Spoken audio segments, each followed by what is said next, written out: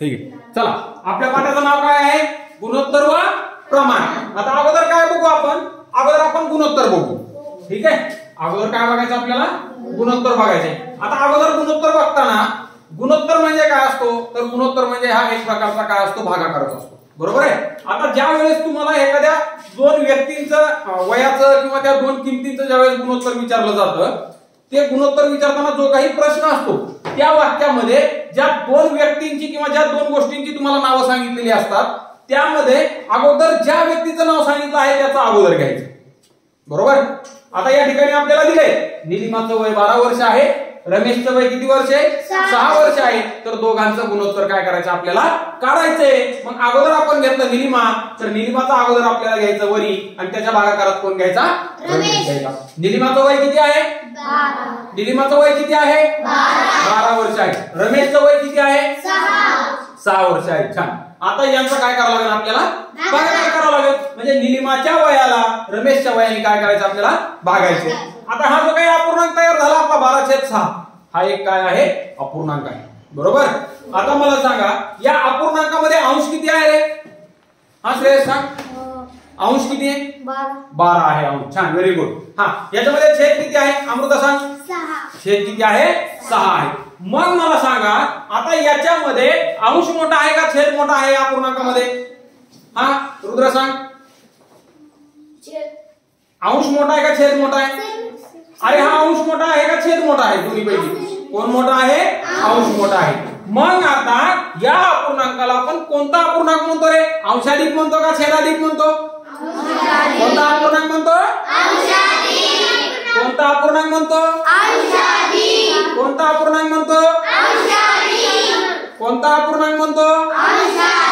बघा, म्हणजे ज्या अपूर्णांकाचा अंश हा छेदापेक्षा मोठा असतो त्या अपूर्णांकाला आपण कोणता अपूर्णांक म्हणतो? अंशाधिक अपूर्णांक म्हणतो. आपण थोडं पाठीमागच्या रिव्हिजन कडे चाललो. बरोबर आहे नाही? मग आता ज्या अपूर्णांकाचा छेद हा अंशापेक्षा छेद मोठा असतो त्या अपूर्णांकाला आपण कोणता अपूर्णांक म्हणतो? छेदाधिक अपूर्णांक म्हणतो. बरोबर.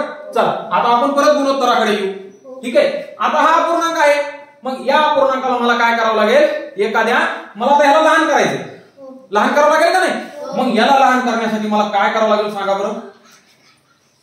लहान करायचं म्हणल्यावर भागावं लागतं या दोन्ही संख्येला. मग समजा मी ह्या 12ला म्हणजेच अंशाला जर एका संख्येने जर भागाकार केला, एका विशिष्ट संख्येने जर भागाकार केला तर या छेदाला पण मला त्याच संख्येने भागाकार करावा लागेल. असं का बरं?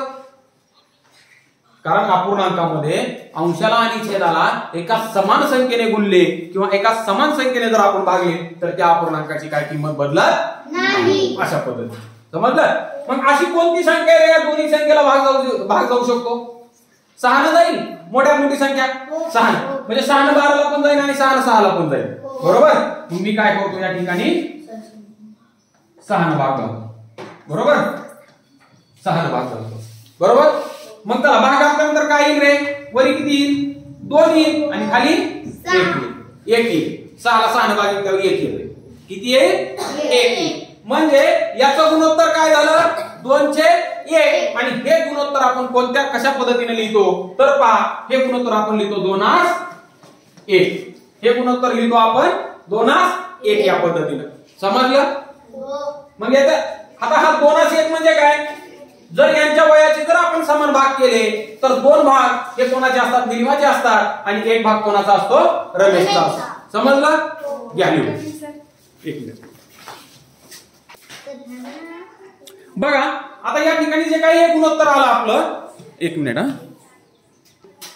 बघा, आता जे काही हे गुणोत्तर आलं, किती आलं गुणोत्तर आपलं? 2 किती आलं? हा किती गुणोत्तर आलं आपलं? किती गुणोत्तर आलं? 2/1. म्हणजे आता ह्या 2ला आणि ह्या 1ला एका विशिष्ट संख्येने गुणले असता या ठिकाणी आपल्याला त्यांची वर्ष येतात आणि ती संख्या म्हणजे काय असते? एक कॉन्स्टंट असतो. कॉन्स्टंट म्हणजे ह्या 2ला पण त्याच संख्येने गुणावं लागतं आणि 1ला पण काय करावं लागतं? त्याच संख्येने गुणावं लागतं. कोणत्या संख्येने? तर ज्या संख्येने आपण यांना भागाकार केला आहे. म्हणजे बघा इथं कसं येतं? हा 2k आणि 1k. हा k म्हणजे काय असतो रे? जर ज्या संख्येने आपण त्याला भागाकार केला ती संख्या असते. बरोबर. मग गुणा या केच्या ठिकाणी केची किंमत किती इथं? 6. हा चला 2 गुणिले 6 आणि 1 गुणिले 6 6 दुनी 12 आणि 6 1 6. आले का त्यांचे वर्ष? आले? सगळ्यांना समजलं? सगळ्यांना समजलं? चला आता आपण पुढचा प्रश्न बघू. या ठिकाणी काय दिलेलं आहे? बाय उदाहरण दिलेलं आहे. मार्गरेटची बिस्किटे छान असतात. ठीक आहे. ती बिस्किटे 2 वाट्या व 2 वाट्या साखरेबरोबर 3 वाट्या गव्हाचे पीठ वापरते. म्हणजे बिस्किटात साखर व पीठ यांचे प्रमाण 2:3 किंवा गुणोत्तर किती आहे त्यांचं? 2:3. म्हणजे बघा काय सांगितलंय. ठीक आहे. आता बघा काय म्हणलंय तिथं. एका कंपनीची बिस्किट आहे. बिस्किट बनवण्याची काय आहे? कंपनी आहे. मग त्या कंपनीमध्ये ते बिस्किट बनवण्यासाठी 2 वाट्या साखरेबरोबर 3 वाट्या काय वापरतात? गव्हाचं पीठ वापरतात. म्हणजे गव्हाचं पीठ किती वापरतात? 3 वाट्या. आणि 3 वाट्या जर गव्हाचं पीठ घेतलं तर साखरेचं किती घेतात? साखर किती घेतात? 2 वाट्या घेतात. मग मला सांगा गव्हाचं पीठ जर 6 वाट्या घेतलं आपण, गव्हाचं पीठ 6 वाट्या घेतलं, साखर किती वाट्या घ्यावं लागेल? 4 वाट्या. किती वाट्या घ्यावी लागेल? किती वाट्या घ्यावी लागेल? 4 वाट्या. म्हणजे गव्हाचं पीठ जर आपण डबल केलं, साखरेचं पीठ साखर पण किती करावं लागेल आपल्याला? डबल करावं लागेल. म्हणजे याचं गुणोत्तर काढायचं आपल्याला. काय करायचंय? गुणोत्तर काढायचं आहे. म्हणजे बघा अगोदर काय सांगितलं आपल्याला? साखर सांगितली. अगोदर काय सांगितलंय? अगोदर काय सांगितलं आपल्याला? साखर सांगितली. साखर. आणि पुन्हा काय सांगितलंय? गव्हाचे पीठ. बरोबर? बरोबर आहे का? हा. साखर किती वाट्या घेतो रे आपण? साखर किती वाट्या? 2 वाट्या घेतली. साखर 2 वाट्या घेतल्यानंतर गव्हाचं पीठ किती घ्यावं लागतं आपल्याला? 4 आहे का? किती वाट्या? 3 वाट्या घ्यावं लागतं. बरोबर. आता या 2 ला 3 ला कुठल्या संख्येला लहान याला लहान करू शकतो का आपण? याच्यापेक्षा नाही करू शकत. याला जर 2 न भाग घातला, याला 3 ला 2 न भाग जात नाही. मग याला काय आपल्याला लहान करता येत नाही. मग याचं गुणोत्तर काय येतं पहा. याचं गुणोत्तर काय येईल? तशाच कसं घ्यायचंय? 2:3. म्हणजे साखर जर आपण 2 वाट्या घेतली तर गव्हाचं पीठ किती घ्यावे लागेल? 3 वाट्या घ्यावी लागेल. आणि साखर जर 4 वाट्या घेतल्या आपण तर गव्हाचं पीठ किती घ्यावं लागेल? 6 वाट्या घ्यावं लागेल. म्हणजे मी इथं 4 केलं. साखर 4 वाट्या घेतली. गव्हाचं पीठ किती घ्यावं लागेल मला? 6 घ्यावं लागेल. जर साखर मी 8 वाट्या घेतली, गव्हाचं पीठ किती घ्यावं लागेल? किती वाट्या घ्यावे लागेल? किती वाट्या घ्यावं लागेल? 12 वाट्या घ्यावं लागतील. बरोबर आहे का नाही? किती वाट्या घ्यावं लागतील? 12 वाट्या. म्हणजे काय केलं रे मी इथं? याची दुप्पट केली तर याची पण काय व्हायला लागली? दुप्पट व्हायला लागली. परत याची जर मी दुप्पट केली तर याची पण काय होत आहे? दुप्पट होत आहे. चला समजलं तुम्हाला? घ्या लिहून. पुढचं अजून एक उदाहरण घेऊ आपण. बघा आता गुणोत्तर सांगितलं. आता पण अगोदर कोणतं घ्यायचं नंतर कोणतं घ्यायचं हे पण सांगितलं तुम्हाला. बरोबर नाही? पण आता या प्रकारचं आपण अजून एक उदाहरण घेऊ जे की आपल्या पुस्तकामध्ये दिलेलं आहे. काय म्हणते पहा. निखिलने 12 पेरू व 16 चिकू आणले. काय प्रश्न आहे आपला? निखिलने 12 पेरू व 16 चिकू आणले. निखिलने 12 पेरू व 6 चिकू 6 का 16 आहे? 16 चिकू चिकू आणले. ठीक आहे. ठीक आहे. हा. तर काय म्हणताय आपल्याला मग? आता बघा आता नीट लक्ष द्या. ठीक आहे. काय म्हणताय पहिल्यांदा? पेरूचे चिकूशी असलेले गुणोत्तर काढा. पहिला प्रश्न काय म्हणतं? पेरूचे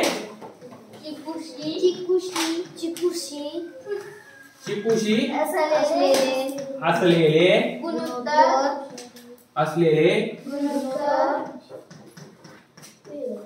गुणोत्तर पेरूचे चिकूशी असलेले गुणोत्तर काढायचे आपल्याला. म्हणजे अगोदर काय घ्यावे लागतील रे? पेरू घ्यावे लागतील का चिकू घ्यावे लागतील? पेरूचे चिकूशी काय घ्यावं लागेल अगोदर? पेरू. मग चला सोडवा. हा पेरू आणि जे भागाकारात काय घेऊ? चिकू. ओके. चला पेरू किती आपल्याकडं? 12. चिकू किती आहे? 16 चिकू आहेत. ओके. एक मिनिट. हा चला पेरू किती आहेत आपल्याकडं? 12 आहे. आणि चिकू किती आहेत? 16. आता या 12 आणि 16 ला एका समान संख्येने भागाकार करून मला काय करायचं? याला लहान करायचं. बरोबर. मग कोणत्या संख्येने भागू शकतो मी याला? मोठ्यात मोठ्या 4 न भागू? 4 न भागू? चला 4 न भागलो. ओके चला 4 न 12 ला भागा. 4 त्रिक 12 किती आलं? 3 आलं. आता ह्या 4 न 16 ला भागा. 4 चौक 16 किती आलं रे मग? 3/4 आलं. ठीक आहे. हा 3/4 मध्ये 3 हा अंश आहे, 4 हा छेद आहे. याचा अंश याचा छेद हा अंशापेक्षा मोठा आहे म्हणून हा कसा अपूर्णांक आहे? छेदाधिक अपूर्णांक आहे. ठीक आहे. मग आता मला सांगा मी याला अजून लहान करू शकतो का? करता येईल का मला अजून लहान? नाही करता येणार. मग आपलं गुणोत्तर काय आलं? पेरू. असं गुणोत्तर असं लिहितो आपण, पेरूस चिकू. मग याचं काय गुणोत्तर आलं? 3/4. 3/4. 3 जर पेरू घेतले तर चिकू किती येतील वाट्याला? आपल्या 4 येतील. अशा प्रकारे गुणोत्तर आलं. हे समजलं? हे समजलं? आता बघा आता तुम्हाला दुसरं सांगतो. हा दुसरा प्रश्न काय काढला त्यांनी आपल्याला? चिकूंचे पेरूशी असलेले गुणोत्तर का? काय विचारला दुसरा प्रश्न? चिकूंचे पेरूशी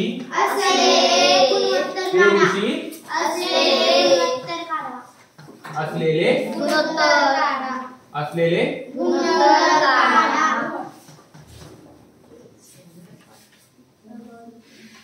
गुणोत्तर काढा. मग मला सांगा रे आता अरे हा असू दे काय. मग मला सांगा मला या ठिकाणी अगोदर चिकू घ्यावे लागतील का पेरू घ्यावे लागतील? काय घ्यावं लागेल? चिकू. आणि इथं अगोदर काय घेतलं आपण? इथं अगोदर काय घेतलं होतं?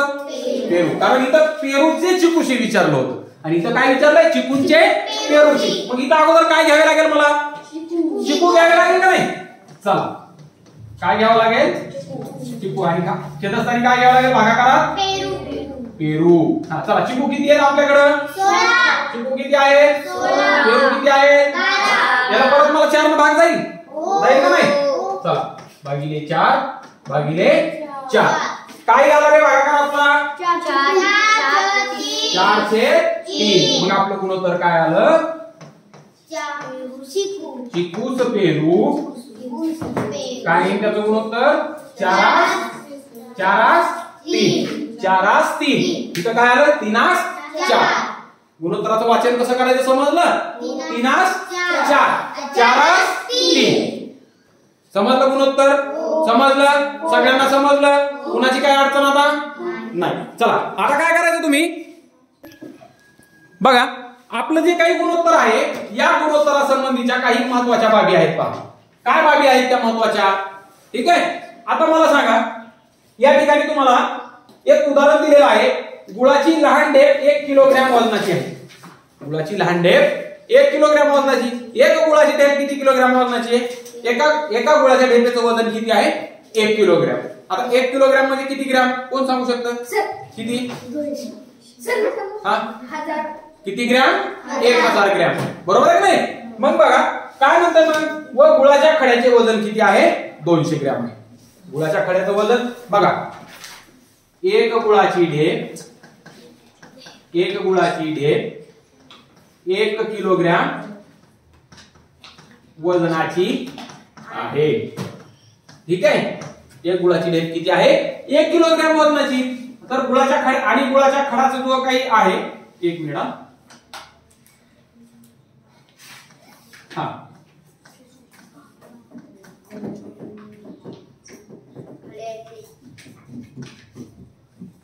अरे काय झालं रे? जे काय गुळाचा एक हा बघा माय चल ना गेले काम करणार गेले व्यवस्थित. ठीक आहे. आता बघा गुळाच्या एक ढेपेचं वजन किती आहे? 1 किलोग्रॅम. म्हणजे किती ग्रॅम आहे? 1000 ग्रॅम. मग त्या गुळाच्या काही खडे केलेले आहेत बारकाली छोटा छोटाली. मग त्या गुळाच्या खड्याचं वजन किती? 200 किलोग्रॅम. गुळाच्या खड्याचे वजन किती आहे? वजन 200 किलोग्रॅम. 200 किलोग्रॅम आहे का 200 ग्रॅम आहे?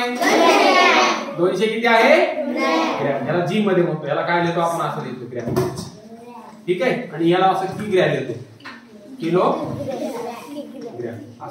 ठीक आहे, समजलं. आता काय म्हणताय बा, मग काय करायचं, याचं त्यांना गुणोत्तर काढायचे. कोणाचं गुणोत्तर काढायचे? गुळाच्या खड्याच्या वजनाशी गुळाच्या ढेपेचे गुणोत्तर. बघा आता काय करायचे, गुळाच्या खड्याच्या वजनाशी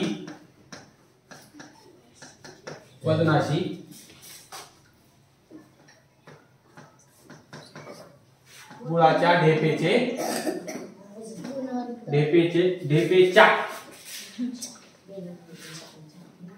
ढेपेच्या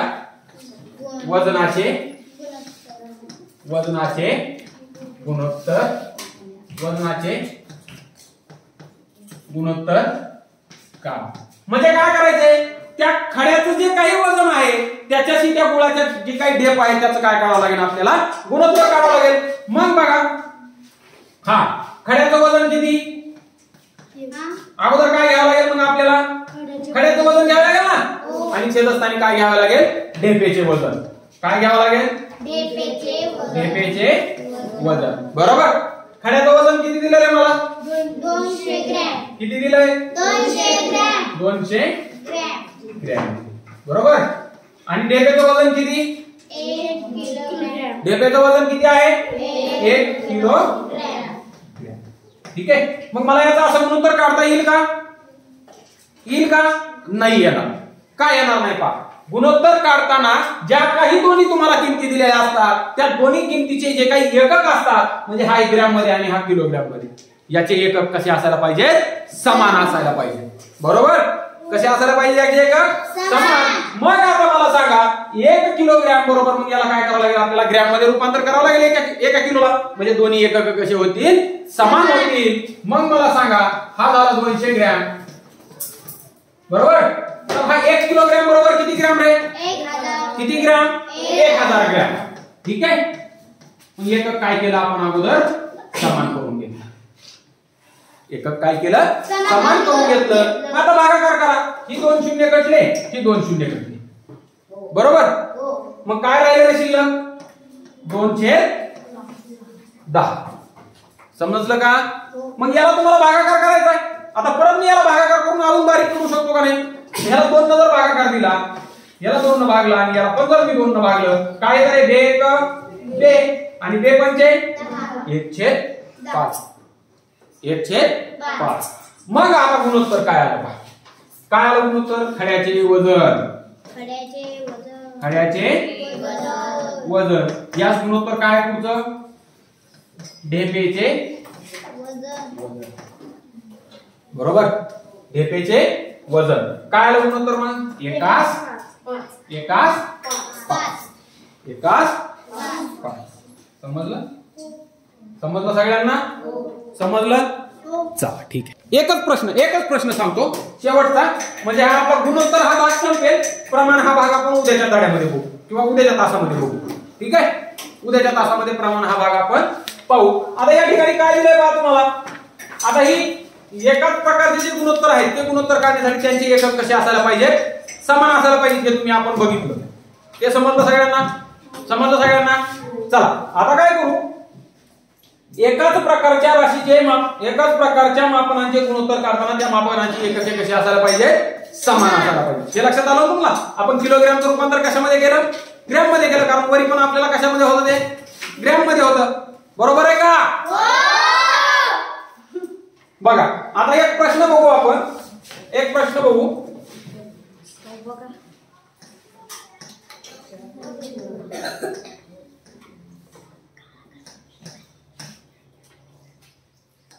ठीक आहे. आता बघा काय प्रश्न बघायचा आपल्याला. काय म्हणतंय, शाळेतील मुलींसाठी हॉस्टेल बांधायचे आहे. शाळेतील मुलींसाठी काय बांधायचंय, हॉस्टेल बांधायचंय. तर दर 15 मुलींसाठी किती शौचालय आहेत, दर 15 मुलींसाठी किती बाथरूम बांधायचे, 2 बांधायचे. बरोबर. मग बघा काय म्हणतंय, पहिल्यांदा लिहून घ्यायचं काय काय सांगते ती. हा, दर 15 मुलींसाठी 2 शौचालय, दर 15 मुलींसाठी 2 शौचालय, 2 शौचालय,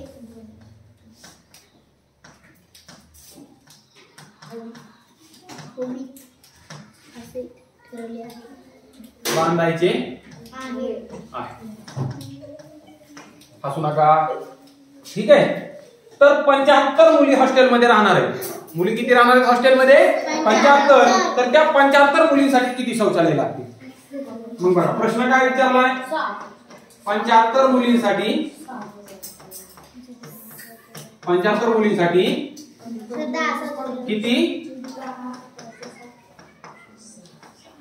किती शौचालय लागतील? काय आणून देतो मी. किती शौचालय लागतील? म्हणजे बघा काय सांगितलंय तुम्हाला या ठिकाणी. काय सांगितलंय बघा. 15 मुलींसाठी 15 मुलींसाठी किती लागतात?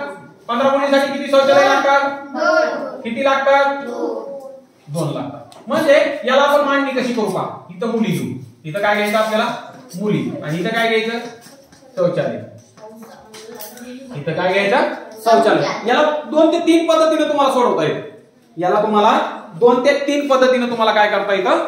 सोडवता येतं. पहिली पद्धत 15 मुलींसाठी किती शौचालय लागतात? 2 लागतात. तर किती मुलींसाठी विचारलंय आपल्याला? 75 मुलींसाठी किती? म्हणजे x मानू आपण याला.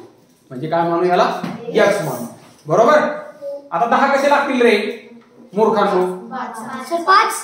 सांगतो ना मी किती लागतील. इथपर्यंत मांडणी समजली? अमृता नीट बसायचं. जानवी नीट बसायचं. इथपर्यंत मांडणी समजली तुम्हाला? प्रणिता लक्ष दे इकडं. इथपर्यंत मांडणी समजली रुद्र? मग काय करायचं आता? याचा असा तिरकस गुणाकार करायचा आणि या x ची किंमत काढायची. कशी काढायची सांगू? काय करायचा? या दोन्हीचा गुणाकार करा. किती त्या दोन्हीचा गुणाकार? 15 गुणिले x. बरोबर. आता ह्या दोन्हीचा जो गुणाकार केलाय याच्या पुढे बरोबरचं चिन्ह द्यायचं आणि त्याच्या बरोबरीची या दोन्हीचा गुणाकार करायचा. 75 गुणिले 2. हे समजलं? 75 गुणिले 2. मग बघा हा x इथं ठेवायचा. हे 75 गुणिले 2 जशास तसं. आता हा 15 इथं गुणाकारात आहे. इकडे जाऊन कशात जाईल? बरोबर चिन्हाच्या दुसऱ्या बाजूला जाऊन तो कशामध्ये जाईल? भागाकारात जाईल. म्हणजे हा इकडे भागाकारात गेला. x ची किंमत आली x ची किंमत. चला 15 ने भागा. 15 1 हा 15 5 15 5 15 5 75. मग x ची किंमत काय आली आपली? 5 गुणिले 2. म्हणजे x ची किंमत किती आली या ठिकाणी? 10. x ची किंमत किती आली? 10 आली. मग किती शौचालय लागतील एकूण? 5 कसं म्हणला? पुस्तकातलं बघून सांगितलं मला. आहे का नाही? हा. मग किती शौचालय लागतील एकूण? 10. मग इथं लिहायचं. उत्तर लिहायचं. म्हणून किती मुलींसाठी? 75 मुलींसाठी 75 मुलींसाठी 10 शौचालय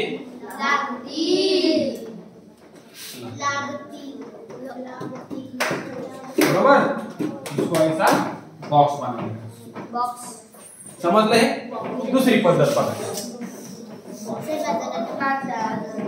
एकच शेवटची पद्धत बघा. ठीक आहे. 2 मिनिट फक्त 2 मिनिट. किती मिनिट घेणार आहे तुमचे? 2 मिनिट. आता दुसरी पद्धत बघा. दुसरी पद्धत बघा. या ठिकाणी काय लिहायचं? शौचालय लिहायचे आणि या ठिकाणी मुली लिहायच्या. या ठिकाणी काय लिहायच्या? मुली लिहायच्या. बरोबर. हा चला शौचालय किती? तर पहिल्यांदा किती दिलेत आपल्याला? 15 मुलींसाठी 2 लागतील. मग 2 शौचालय जर असतील तर मुली किती असतील? 15. मुली किती असतील? 15 असतील. मुली किती असतील? 15 असतील. मग जर या ठिकाणी 75 मुली असतील तर शौचालय किती घ्यावे लागतील आपल्याला? 30. आता हा जो काही दोन्हीचं जे काही गुणोत्तर आहे हे गुणोत्तर कसं आहे? समान आहे. मग या ठिकाणी मी काय करू शकतो? असं लिहू शकतो का? 2/15 बरोबर x/75. समजलं? लक्षात आलं? मग आता बघा. मग मला या ठिकाणी काय करायचंय?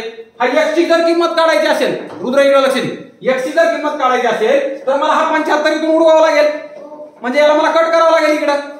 मग कट करावं लागेल म्हणजे काय? हा कशात आहे? इथं भागाकारात आहे. इकडे जाऊन कशात जाईल? बरं जाऊ दे. सोपं सांगतो.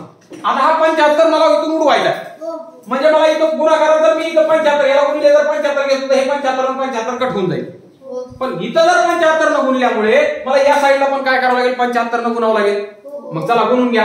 हा 2/15 15 गुणिले 75 आणि इकडे पण काय करायचं x छेद 75 गुणिले 75 दोन्ही साइडला आपण 75 75 न गुणू 75च का घेतलं कारण हे 75 आपल्याला या ठिकाणी कट करायचं मग आता हे 75 एका 75 हे कट होऊन जाईल बरोबर काय राहील तिकडे शिल्लक x राहील मग x बरोबर काय येईल आपलं ही बाजूला शास्त्राची 2 भागिले 15 गुणिले 75 गुणिले 75 आता 15 ने 75 ला भागाकार करा 15 चौक 60 15 पाची 75 15 1 15 15 पाची 75 म्हणजे x बरोबर काय राहिलं 2 गुणिले 5 आणि x ची किंमत किती आली मग किती शौचालय लागतील 10 शौचालय लागतील दोन्ही पद्धती समजलं आता बघा समजलं का सगळ्यांना चला आता आपण काय करू जे काही आपला पुढचा भाग आहे एक समान पद्धती ते आपण किंवा जो काही प्रमाणाचा भाग आहे तो आपण नंतर पाहू सॉरी प्रमाणाचा नाही याच्यानंतर दुसरा भाग कोणता दिला तुम्हाला एक समान पद्धत हे आपण उद्याच्या तासामध्ये पाहू ठीक आहे इथपर्यंत समजलं का सराव संख्येचं मी सांगतो इथपर्यंत समजलं चल